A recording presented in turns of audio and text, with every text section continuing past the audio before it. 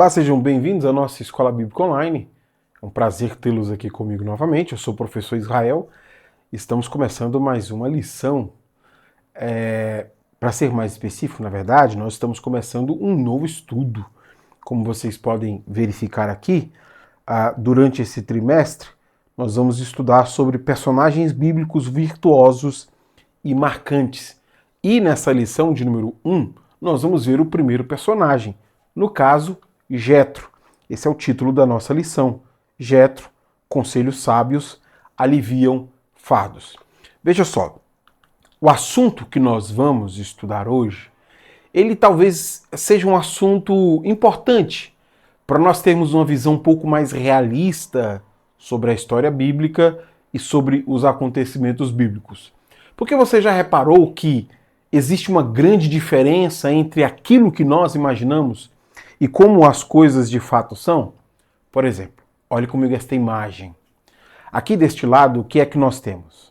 Aquela imagem construída do mundo imaginário, do mundo de faz de conta. Nós temos aquela história encantada da Branca de Neve, que finalmente encontrou um grande amor. E veja, os pássaros estão ali celebrando o amor. Na outra imagem, ao contrário desta, o que nós temos é uma vida real. A Branca de Neve, mãe com filhos pequenos, o príncipe sentado na cadeira, assistindo televisão, aqui atrás há mais uma criança, o cachorro come alguma coisa despreocupada no chão. Essa é uma imagem significativa, porque esta imagem ela tenta mostrar que a vida real não é um grande faz de contas. A vida não é apenas coisas glamurosas acontecendo. Pessoas reais precisam lidar com coisas reais. E por que eu estou dizendo isso? Porque talvez ao ler a história do povo de Deus, ouvindo falar das grandes coisas que o Senhor fez, alguém pense que a história do povo de Deus carrega apenas dias glamurosos. Essas pessoas viveram apenas grandes milagres, elas acordavam cedo e viam um milagre acontecer, um anjo fazer algo extraordinário. Quer ver um exemplo bem prático disso? Quando nós lemos a história da saída do povo de Israel do Egito, a gente tem essa imagem que às vezes nos faz pensar que eram dias glamurosos. As pessoas acordavam cedo, tinham maná, à tarde aquela fumaça maravilhosa da Shekinah, o anjo acompanhava, era vitória, era bênção. O que algumas pessoas pensam é que essas pessoas não eram gente real, como nós, que lida com problemas. Eram pessoas que viviam esse milagre todos os dias. Só que o que nós vamos descobrir na lição de hoje é que aquele povo que foi libertado do Egito era uma multidão difícil de lidar. Eram pessoas que reclamavam de muitas coisas. Porque eram pessoas como eu e você. Era gente que tinha que viver a sua vida com seus problemas e os seus dilemas. É um povo de Deus real, não é um povo de Deus imaginário. Pessoas que têm problemas do tipo, o meu animal invadiu a casa do vizinho e comeu a comida do vizinho. Eu emprestei um dinheiro e a pessoa não me pagou. Eu acertei um trabalho e a pessoa não pagou o que disse que pagaria pelo trabalho. Você percebe? São situações cotidianas e essas pessoas que foram tiradas do Egito, elas têm uma porção de situações cotidianas que elas precisam lidar. E como elas estão saindo do Egito em direção à Terra Prometida, Moisés vai se colocar como um juiz para tentar ajudar essas pessoas a lidar com esses problemas cotidianos. Bom, o texto que nós vamos estudar então mostra como é a vida real do povo de Deus e como este povo de Deus precisa lidar com problemas cotidianos de maneira séria. Depois de explicar então a passagem, eu queria fazer algumas aplicações significativas que nos ajudam a considerar essas palavras. Eu começo explicando Êxodo capítulo 18, versículo de número 17 e 18. O que você está fazendo não é bom, disse o sogro de Moisés. Você ficará esgotado e deixará o povo exausto. É um trabalho pesado demais para uma pessoa só. Essa história que nós estamos lendo aqui começa com a chegada de Jetro, que é sogro de Moisés. Ele chega para visitar Moisés, para lhe trazer a sua filha, que é casada com Moisés, trazer o seu neto. Porém, quando ele chega para visitar Moisés, ele percebe o quanto Moisés está ocupado. São situações assim cotidianas. Alguém que emprestou dinheiro e não recebeu, uma pessoa que acertou um salário para o trabalho e a pessoa pagou a menos, ou não pagou, uma ovelha que fugiu e outro achou e não quer devolver. Situações cotidianas que todos os seres humanos precisam lidar. E Moisés está tendo que tratar todos esses casos. Quando Jetro percebe isso, ele faz a Moisés um questionamento, que é este que aparece aqui no versículo 17 e 18. O que você está fazendo não é bom. Você ficará esgotado e deixará o povo exausto. É um trabalho pesado demais para uma pessoa só. O que Moisés está fazendo aqui, que Jetro diz que não é bom, Moisés está atuando como um juiz. Não é bom a maneira como você está atuando como um juiz, tentando resolver os problemas. E por que não é bom? A resposta de Jetro é porque você está fazendo isso sozinho. Se continuar do jeito que você está fazendo, só você atendendo essas demandas, você ficará esgotado e o povo ficará cansado de tanto esperar. Essa imagem aqui, ela me lembrou uma situação cotidiana. Você já viu como é o período de virose, de gripe, por exemplo? Quando você pega uma virose e vai ao hospital, você chega lá, o hospital está lotado, todo mundo com virose, e às vezes tem um médico só para atender todo mundo. Você chega 8 horas da manhã, quando dá 4 horas da tarde, você passou pela triagem. E aí lá para o final da noite você consegue ser atendido e ele dá assim uma lista de medicamentos, você diz, nossa, foi cansativo para mim, é cansativo para o médico, é cansativo para todo mundo. Você espera o dia inteiro para ser atendido e às vezes você acha que o atendimento não foi adequado. Cansa o médico, cansa você, cansa todo mundo. Essa situação aqui é uma situação muito parecida. Por que é uma situação parecida? Porque são pessoas comuns como eu e você, que têm os seus conflitos e os seus dilemas, e Moisés está se pondo como um juiz para ajudar essas pessoas a resolver esses problemas. Qual que é a sugestão de Jetro? A sugestão de Jetro, ela começa a aparecer aqui, ó. É um trabalho pesado para uma pessoa só. Aqui está a sugestão de Jetro. Depois de apresentar essa sugestão, olha, Moisés, isso aí está demais para você fazer sozinho. O que o Jetro vai fazer nos próximos versículos, versículo 19 até o versículo 23, é apresentar uma sugestão para Moisés. Aquilo que nós podemos chamar de um novo sistema de julgamento. Atualmente, como é o sistema de julgamento? Todo mundo chega, apresenta a causa individualmente a Moisés, um por um, Moisés vai ouvindo e respondendo. É cansativo para todo mundo. O sogro de Moisés, o Jetro, vai apresentar uma proposta nova. Primeiro, Moisés deve escolher novos juízes para cuidar dos casos mais simples e ele vai continuar fazendo isso que ele já está fazendo. Vamos dar uma olhada no texto para a gente entender o conselho de Jetro a Moisés? Veja comigo o versículo 19 e 20. Agora ouça-me e escute meu conselho, e Deus esteja com você. Continue a ser o representante do povo diante de Deus, apresentando-lhes as questões trazidas pelo povo. Ensine a eles os decretos e as instruções de Deus. Mostre aos israelitas como devem viver e o que devem fazer. Perceba que neste conselho, Jetro, o sogro de Moisés, não faz nenhum tipo de generalização. Você já viu como as generalizações funcionam? A pessoa, quando tem uma reclamação sobre a instituição, ele geralmente chega e diz, nada que presta, tudo está errado, tem que mudar tudo, vamos abandonar, vamos fazer de novo. Não é isso que Jetro faz. Jetro não faz nenhum tipo de generalização. Ele é muito pontual nas suas colocações. Moisés precisa continuar fazendo as suas funções, mas precisa acrescentar mais pessoas para ajudar. E quais são as funções que Moisés cumpre aqui? A função de legislador e a função de mediador. O que é um legislador e um mediador? Moisés, como legislador, é aquela pessoa que pega a palavra de Deus e comunica a palavra de Deus ao povo, dizendo que esta palavra é a lei do Senhor. Por isso que nós chamamos estes 5 primeiros livros de Lei de Moisés. Porque nós compreendemos que Moisés recebeu do Senhor essas palavras e agora está comunicando elas ao povo. Então ele, como um legislador, reproduz a mensagem do Senhor, que é a lei do Senhor ao seu povo. Essas palavras são comunicadas diretamente pelo Senhor a ele. Mas além de ser um legislador, Moisés também é um mediador.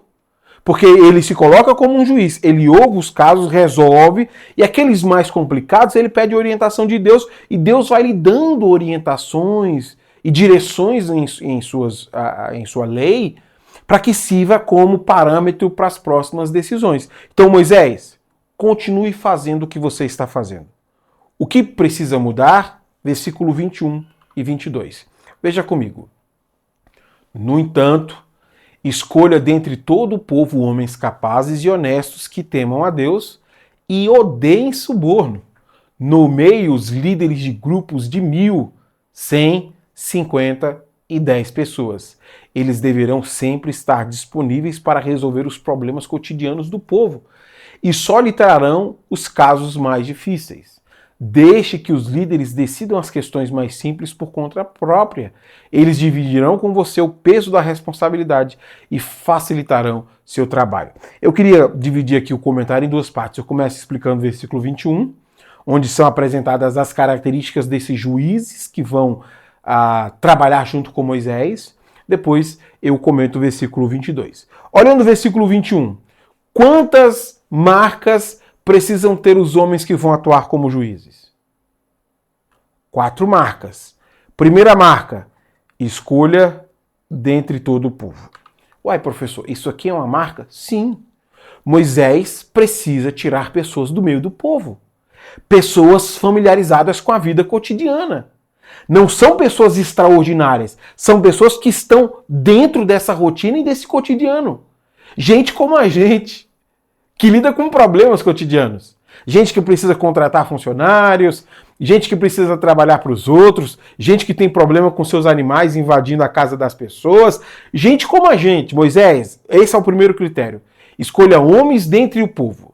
Segundo critério, ele diz assim, homens capazes. Esta palavra aqui no português, ela dá a impressão que Moisés está falando que são pessoas que têm uma habilidade, né? Por exemplo, você tem a capacidade de fazer um bolo? Tenho. Então vai lá e faz. Você precisa saber fazer alguma coisa. Então no português a palavra capaz significa alguém que sabe fazer alguma coisa.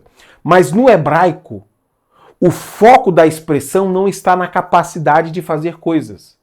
No hebraico, essa palavra significa uma força moral que a pessoa possui. São homens conhecidos por terem coragem de se manter íntegros.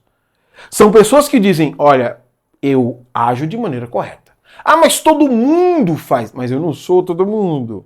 Ah, mas todo mundo aceita. Mas eu não sou todo mundo. Percebe? É isso que significa ser uma pessoa capaz. É um homem que tem a sua força moral conhecida. Ah, com fulana ele não negocia. Não adianta tentar convencer, não adianta tentar enganar. Ele não negocia, ele não aceita esquemas. Este é o homem capaz.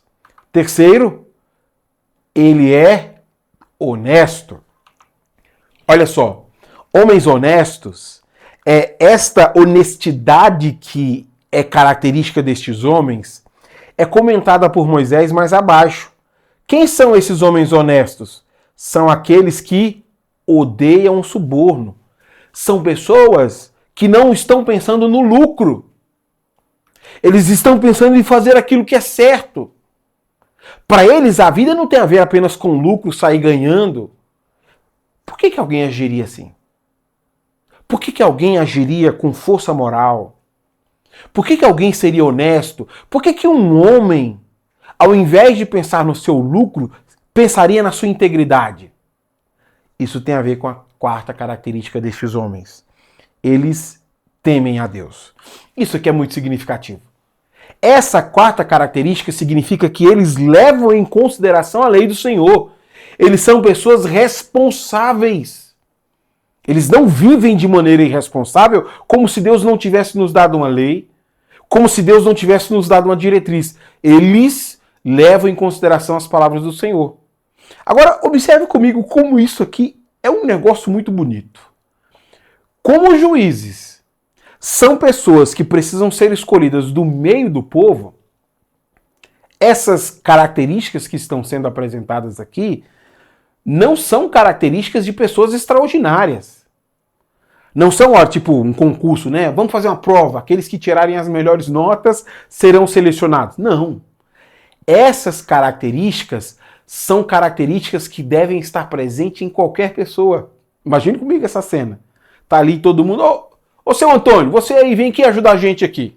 Você é um homem que tem essas características, você vai ajudar a gente, fica aqui, você vai ser responsável por 50. Ô seu Zé, vem aqui também, seu Zé, vem ajudar a gente. Percebe? As características devem estar presentes em todo o povo.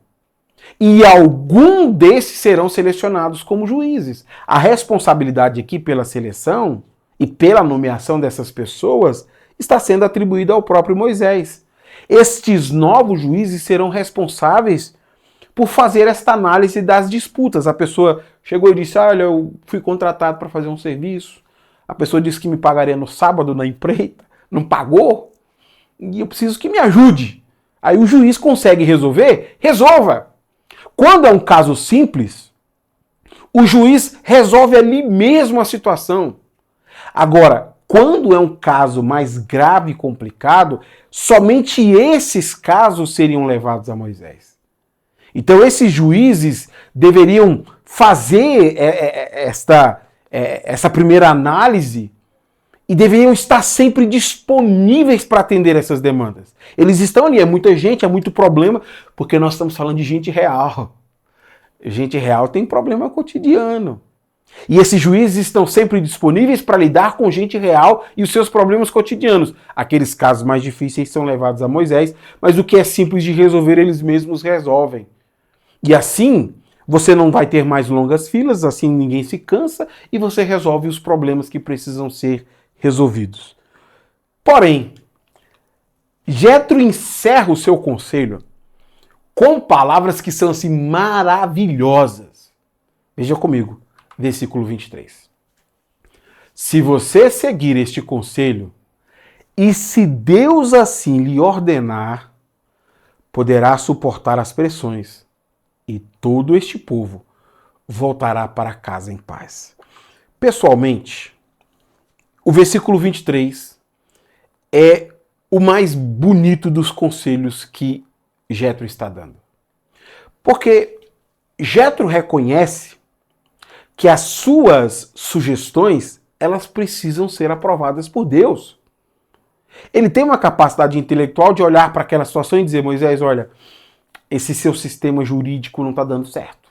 Você está atendendo todo mundo, você não consegue dar atendimento adequado, você e cansa o povo. Você precisa implementar um novo sistema jurídico. A minha sugestão é, coloque outros juízes para fazer esta demanda, para te ajudar. Depois de dar o conselho, Jetro diz, agora pega a minha sugestão e consulta o Senhor antes de agir, para receber a aprovação do Senhor sobre isso que eu estou lhe sugerindo. A questão do Jetro aqui não é simplesmente se o conselho é bom ou ruim. A questão do Jetro é se o conselho atende às exigências de Deus. Porque por mais que as coisas possam melhorar para Moisés e para o povo, porque agora as demandas vão andar muito mais rápido, pode ser que essa decisão seja reprovada pelo Senhor. Os fins não justificam o meio. Ah, ficou muito mais fácil assim. Ficou muito mais ágil. Mas será que isso agrada o Senhor?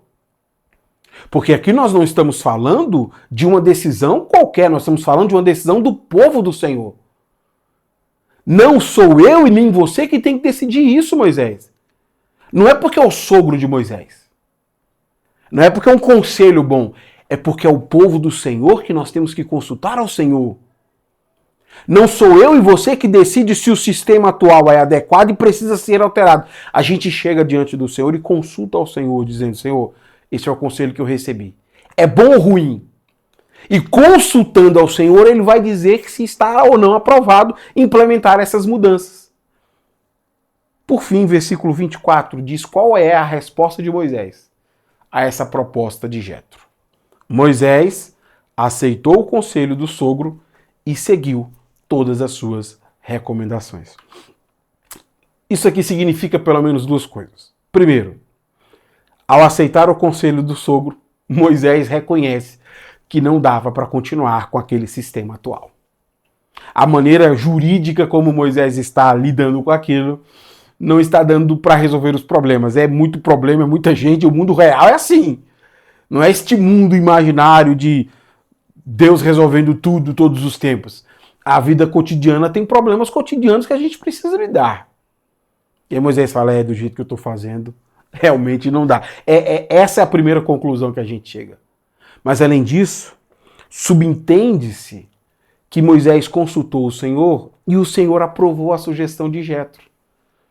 Isso que Jetro está sugerindo não fere o propósito do Senhor para o seu povo. Isso que Jetro está sugerindo, apesar de produzir bons resultados, não é algo que desagrada a Deus. E aí nos próximos versículos, o que Moisés vai fazer então? Ele vai implementar a sugestão de Jetro, agora que foi aprovado pelo Senhor. Apesar de não estudar os próximos versículos, eu queria fazer aqui algumas aplicações sobre esse texto. Que lições valiosas nós aprendemos aqui do conselho de Jetro a Moisés? Primeira aplicação. Bons conselhos não desprezam tudo aquilo que está sendo feito, apenas o que não é bom. Veja só, às vezes nós encontramos pessoas imaturas que pensam que mudanças precisam abandonar tudo o que está sendo feito. Olha, se nós quisermos melhorar, a gente precisa deixar tudo para trás. Abandona. Queremos resolver o problema da igreja? Abandona tudo e vamos recomeçar do zero. Esse tipo de conselho de abandonar tudo e começar do zero mostra muito a imaturidade de quem fala. Porque apesar de haverem de fato problemas, também há coisas boas que estão sendo feitas. E o Jetro diz, Moisés, isso que está sendo feito, você como legislador e mediador continua fazendo. Não muda isso. O que você precisa fazer é implementar soluções que resolvam os problemas reais. Bons conselhos miram nos problemas e apresentam soluções. Não é um desconstrucionalismo. A pessoa que só sabe criticar, falar mal, mas não propõe absolutamente nada. Aqui no caso, o Jetro propõe uma solução exequível. Aquilo que é plausível de ser realizado. E por isso que é um bom conselho. Porque bons conselhos levam em consideração aquilo que aquilo que foi estabelecido por Deus está dando certo e mira no problema. E o problema aqui é o modo como as coisas estão sendo feitas. Segunda aplicação. As pessoas mais capacitadas para lidar com os problemas da comunidade fazem parte da comunidade. Que coisa maravilhosa, né? Porque no conselho de Jetro, Moisés deve escolher juízes do meio do povo. Pessoas da comunidade. Gente comum. Sabe esse seu Antônio que estava ontem aqui resolvendo uma causa trabalhista? É ele. Sabe seu Zé que ontem estava aqui resolvendo o negócio do bode dele? É ele. Gente que conhece os problemas da comunidade. E esse é um aspecto importante da vida cristã. E também da vida cotidiana, porque às vezes nós nos encontramos com pessoas que dão conselhos sobre aquilo que eles não têm a menor experiência. Eles querem traduzir para nós os seus estereótipos. Olha, eu queria dar um conselho para você sobre criação de filhos. Mas você tem filho? Não, tenho, mas eu tenho bons conselhos. Como é possível você falar de uma coisa que você não tem experiência? Olha, eu queria te dar conselho sobre vida pastoral. Você tem experiência pastoral? Não tenho experiência pastoral, mas eu tenho bons conselhos para lhe dar. Seus conselhos não são bons. Porque bons conselhos saem de pessoas que estão envolvidas com a comunidade. O problema é da comunidade, a solução surge na comunidade. Pessoas que vão ajudar a comunidade a lidar com seus problemas fazem parte do problema. Estão lá. Eles não estão fora. Eles sabem o que é ficar na fila. Eles sabem o que é ter uma causa trabalhista. Eles sabem o que é cansar. E talvez isso precisa nos fazer refletir um pouco mais. Porque muito da imprecisão dos conselhos está relacionado à maneira como pessoas desconectadas querem mudar o mundo. pessoa quer mudar o mundo sem se envolver de maneira pessoal. Ele quer mudar o mundo dando conselhos sem se envolver com aquela realidade. Eu lembro de uma experiência interessante de uma comunidade de fé. Um pastor novo chegou na comunidade e ele trouxe uma equipe junto com ele para ajudá-lo no trabalho pastoral que estava começando. Mas aquela era uma igreja que tinha como característica assim, muito idosos, né? Pessoas 60 a mais, tinha muita gente. E ele trouxe uma equipe de jovens para ajudá-lo na música e imagine, né, o momento do louvor. Os jovens começavam a cantar para a direita, para a esquerda, e os irmãos, todo mundo parado assim. Irmão, vamos ficar de pé. Nossa, minha joanete está doendo. Irmão, vamos levantar a mão. Eu vou sentar. E assim era um conflito constante, porque era gente de fora da comunidade, que não conhecia a comunidade e queria resolver o problema da comunidade assim. Sem se relacionar, sem se identificar com o povo e com as suas causas. Não dá certo. É por isso que eu insisto nesse ponto. Não são pessoas da internet que vão ajudar a sua igreja local a lidar com os problemas da sua igreja local. Não adianta você ficar ouvindo vídeos de teologia da internet e soluções prontas dos teólogos da internet. Eles não conhecem sua comunidade. Os problemas da sua comunidade serão resolvidos por pessoas da comunidade. Terceira aplicação. Características valorizadas em qualquer pessoa se tornam cada vez mais escassas. Os juízes eram escolhidos do meio do povo e não eram pessoas à parte da multidão. É pessoas da multidão. O que significa que as exigências que estão sendo feitas aqui deveriam ser encontradas em todo mundo. Qualquer um deveria ter essa característica. Moisés, é daí, dessas pessoas. Não é gente extraordinária, é do meio da multidão mesmo. A multidão tem as características necessárias porque é povo de Deus. Porém, aquilo que deveria ser comum se tornou escasso. O básico, a fé cristã, quase não se encontra mais. Eu lembro de estar conversando um dia com um obreiro, ele me disse isso. Se a gente fosse colocar os critérios bíblicos na prática, acho que ninguém passaria. Porque na cabeça dele os critérios bíblicos são assim, de gente extraordinária. Gente de outro patamar. Não, as exigências bíblicas são para todas as pessoas. Esse deveria ser o básico da vida cristã. Mas quando a gente encontra um cristão fazendo o básico, nossa, tem que separar esse irmão pastor. Talvez até anjo espiritual, porque isso aqui é outro nível. Ele está fazendo só o básico e nós já estamos admirados do básico. Por quê? Porque há uma escassez do básico da vida cristã. Ainda hoje, as características básicas da vida cristã, elas são essenciais a todas as pessoas. Nós devemos valorizar isso como essencial. Olha, irmão, isso aí é só o básico. Você está fazendo só o que é exigido de ser um cristão. O juiz não é, o selecionado aqui não é uma pessoa extraordinária. Ele é uma pessoa comum, gente normal, que tem características normais de povo de Deus. O mesmo deveria se falar dos cristãos. A gente deveria orar um cristão e falar, rapaz, o básico aqui é básico, mas tá um básico bíblico, né? Mas infelizmente essa realidade ela está se tornando escassa. Quando a gente encontra o básico, a gente tem que valorizar como se fosse o extraordinário. Por quê? Porque o modelo bíblico tem se perdido e a gente tem tido problemas muito sérios. Quarta e última aplicação. Não há capacidade intelectual que possa suprimir a vontade de Deus. Sabe qual que é um dos problemas relacionados aos conselhos? É a pessoalidade do conselho. Deixa eu te explicar isso. Às vezes a pessoa que vai dar o conselho, ela acha assim, eu estou dando um conselho, aceitar o conselho significa me aceitar. Rejeitar o meu conselho significa me rejeitar.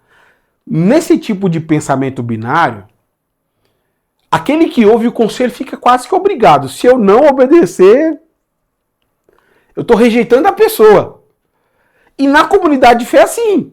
Estou falando como pastor de uma igreja local. A pessoa dá um conselho e ela quer que o conselho seja ouvido, porque senão nós estamos rejeitando ela.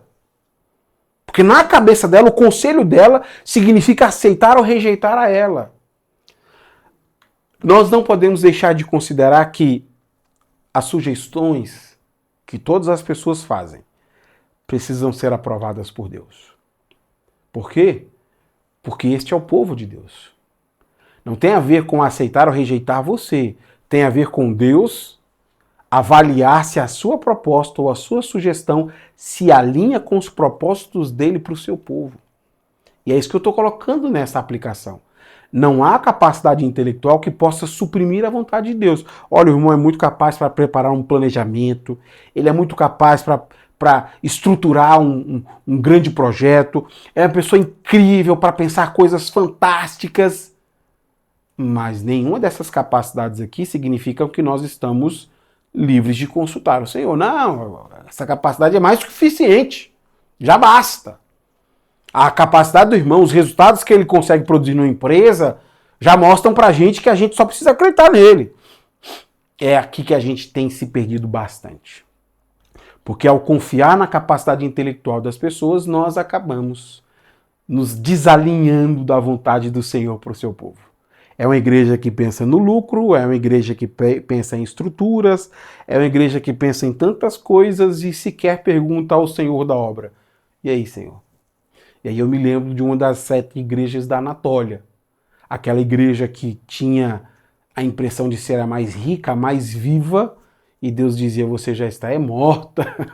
Por quê? Porque é uma igreja que vai se desalinhando com os propósitos divinos. A gente precisa considerar isso de maneira muito honesta e pessoal. Bom, eu queria avaliar o nosso aprendizado.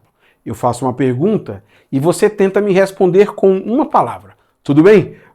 Se precisar apertar pause para pensar numa palavra, aperte, para que a gente possa avaliar então juntos aqui. Primeira questão.